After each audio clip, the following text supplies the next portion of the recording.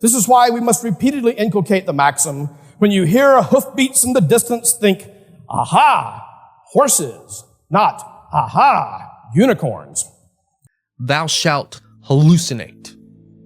Now, hallucination is a very common explanation of Jesus' resurrection, but after this video, you're going to be equipped to take on all those bloodthirsty atheists out there, and later, I'm going to show you how Jordan Peterson fits in it all. This has been suggested by a number of critics, but I think there are some insuperable problems with the hallucination hypothesis. We know nothing of the reliability of any of the so-called witnesses. How reliable were Peter or James? How do we know that the 500, if they really existed, did not suffer a mass hallucination? Is Paul then particularly credible? Paul wrote about 25% of the New Testament, and without his experiences and writings, Christianity's history might be different. Number one, the wide variety of the locations, the circumstances, and the witnesses. Jesus was not just seen on one occasion, but on many occasions. Not just by one individual, but by many persons. How many people have you known to hallucinate, groups of people, to hallucinate in such a way that would cause them all to have the same account? They took place, as Paul's testimony shows, at intervals and in a different number. They began at a certain time on the third day, and they ended after a brief period. Have the followers of Jesus been in that state of mind out of which the illusions of a hallucination might arise? And if this had been the source of what they thought to be actual reappearances of Jesus, these manifestations would have been much more numerous. That point that was just made, hard to deny, right? And personally, I don't think you need anything else, but I digress. Paul himself states that he was given to ecstatic visions. In 2 Corinthians 12, Paul tells us of being caught up as far as the third heaven, verse 2, and not knowing whether he was in the body or out of it, verse 2 repeated in verse 3. He reports that he was caught up into paradise, verse 4, and that he heard words so secret that no human lips may repeat them, verse 4. Now, I get it, right? If people remove the context and the overall substance that the Word of God contains, you might think Paul was tripping, seeing stuff. I think we have good grounds for affirming the historical credibility of the gospel accounts of these appearances. And these appearances were clearly physical and bodily appearances. I do not think that you can dismiss this element of the narrative as being merely legendary, because it is unanimous throughout the narratives, it's consistent, and also the date of the Gospels is too close to the time of the events recorded to have allowed such a total corruption of non-physical appearances into this consistent and unanimous tradition of physical appearances.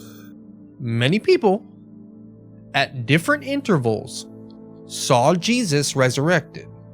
And by the way, to say that people have group hallucinations would be like me walking in here tonight and saying, hey, wasn't that a great dream we all had last night? Right? We'd all go, dreams aren't joint, right? You have them individually, and hallucinations are the same way. And during this time, right, they have enough motivation to actually write it down. They had the means to write it down, where in a time where people just didn't jot down stuff in a journal.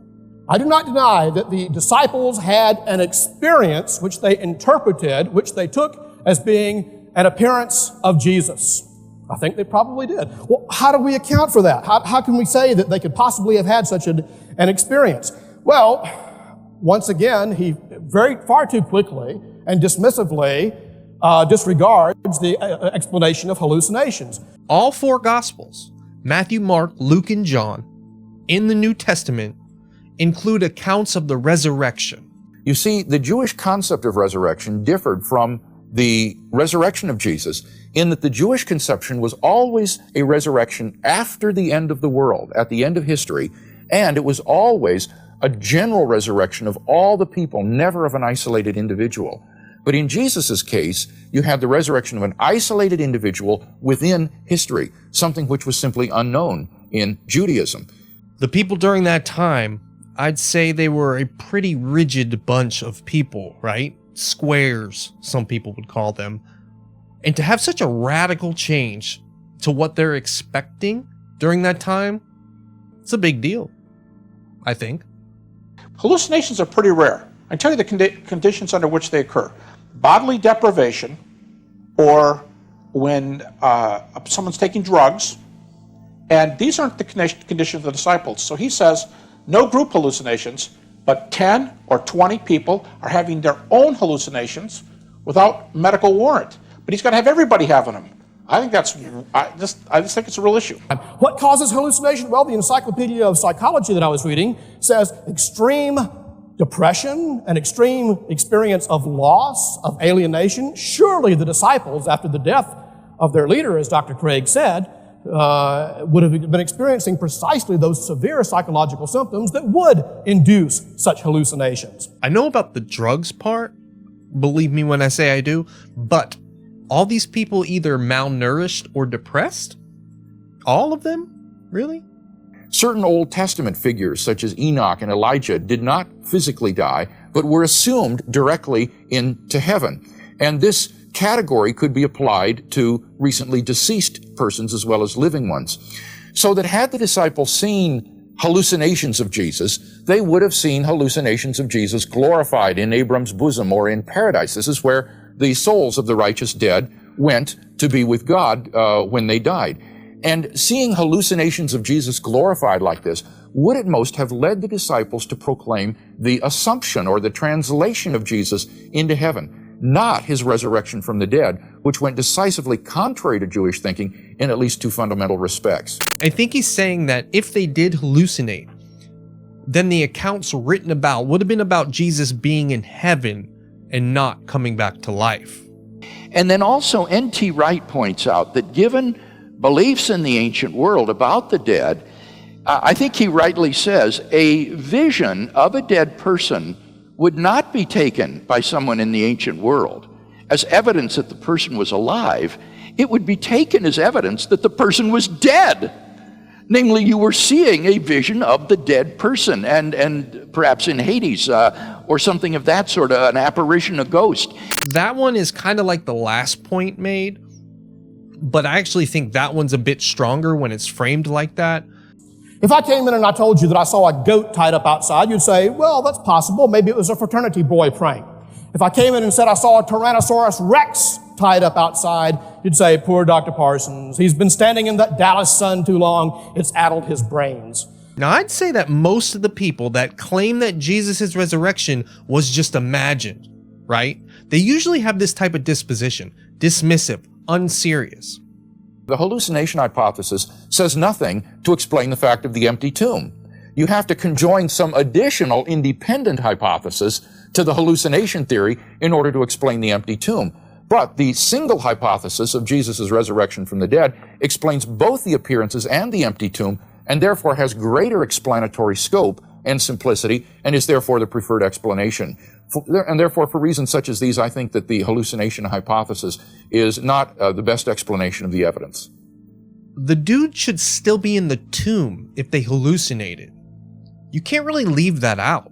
Because there's still a historical story, and so what you have in the figure of Christ is an actual person who actually lived, plus a myth, and in some sense, Christ is the union of those two things. The problem is I probably believe that, but I don't know. I'm amazed at my own belief, and I don't understand it. But why are so many people so aggressive to disprove the resurrection? Well, I think Jordan Peterson nails the reason. Sometimes the objective world and the narrative world touch. And so in some sense, I believe it's undeniable. You know, we have a narrative sense of the world. For me, that's been the world of morality. That's the world that tells us how to act.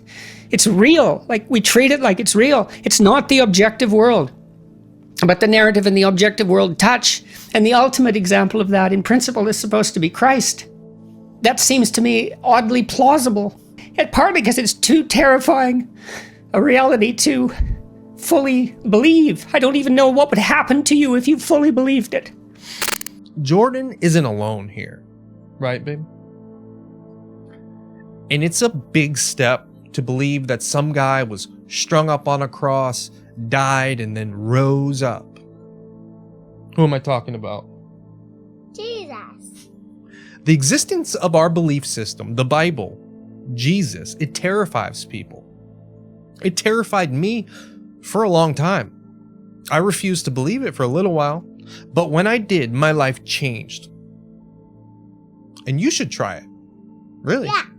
Yeah. I appreciate y'all. Please leave a like. Let me get a little love from you. And I hope you subscribe, and I'll see you around.